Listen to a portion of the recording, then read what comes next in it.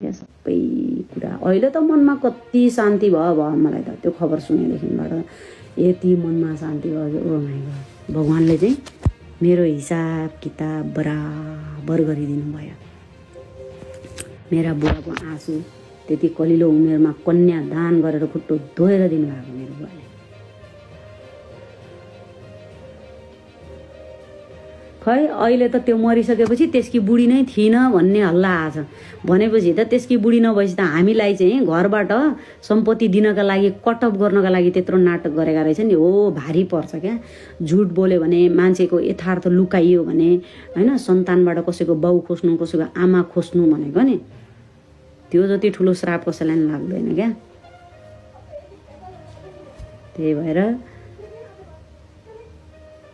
Karma will back भने जस्तो त्यस्तै हो।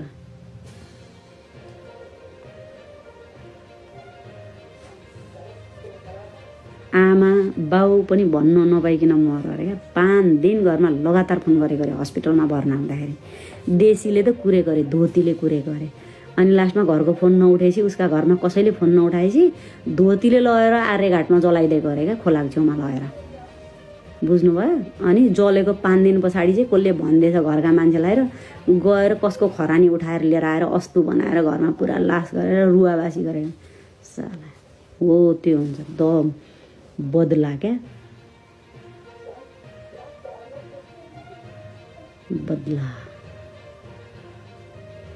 मेरो छोरीको बाउ हो, मेरो छोरीको बाबा क्या। जस्तो कर्म गर्ने उसले मेरो छोरी कम रुवायो। कसरी भागेर हिँडेको थियो हामीसँग। आमा सम्पत्ति खाना जस्तो हो। जब एउटा बिहे दर्ता त गर्दिएन त्यो जमाना भने त्यसको के सम्पत्ति खान्थेँ मैले। त्यसको घरको झ्यालडुगा त मेरो बाउले लगाइदिए हो। त्यस्ता हिसाब किताब गर्ने हो भने त उल्टो मैले लिनु चाहिँ छ बाउसँग, बुवाले जाने हो भने त। त्यति हिसाब किताब छ हाम्रो। तर नो, भगवानले सबै कुरा दिन्छन्। बस समय कुर्ने हो क्या। समय कुर्ने बस्ने हो।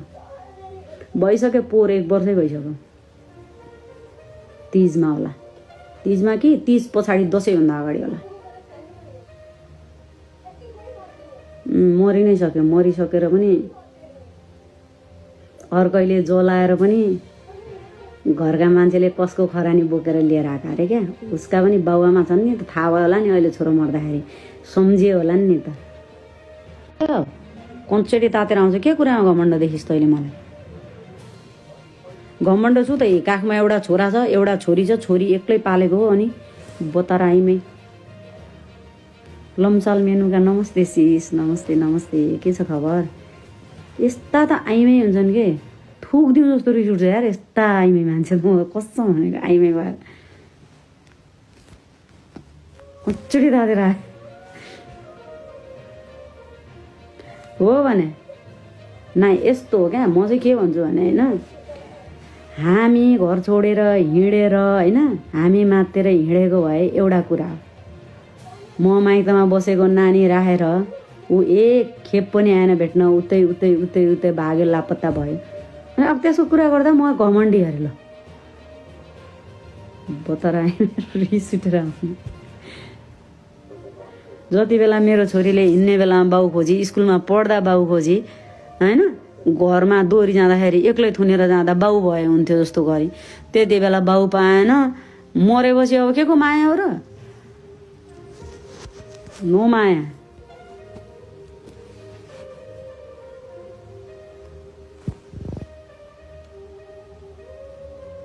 खुसी हुनुपर्छ भाइ, खुसी हुनुपर्छ।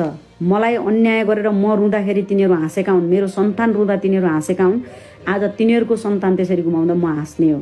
कसको बाउले केही उखाड्दैन, बुझ्नुभयो? कसैले केही गर्दैन भाइ। समय हो, समयको खेल हो होइन। सबसँग खेल हुन्छ। समयले गर्छ क्या खेल भन्ने कुरा नि, समयले खेल्ने हो। हिजो समयले मसँग खेलेको थियो, आज उनीहरूसँग खेल्यो। रमाउनु हुँदैन रे, रमाउने हो। रुने त त्यसको लागि किन रुन्छु म?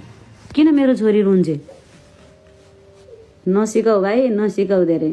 तिम्रो आमालाई र तिमीलाई त्यस्तै गरे भए तिम्रो बाउ मर्दाखेरि तिमीले बार्थ्यौ होला, टाउको खौरिन्थ्यौ होला होइन।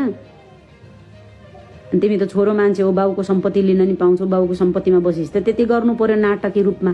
हामी त गर्दैन भाइ। हामी एउटा सिनको लिएर हिँड्या पनि होइन, मेरो बाउले दिएको दाइजो पनि त्यसै घरमा छोडेर हिँडेको हुँ अहिलेसम्म होइन। मेरा बाउले कति खर्च दियो, उसलाई कतिचोटि रेस्टुरेन्ट थापिदिनु भयो, कतिचोटि सुध्रेला भनेर के गर्नुभयो, कतिचोटि चौकीबाट थुनेको मान्छे निकाले धरोटीमा, कतिचोटि के गरे हो त्यो मलाई मात्रै थाहा छ, तिमीहरूलाई केही थाहा छैन। भुक्नु पर्दैन भाइ, नसिकाऊ।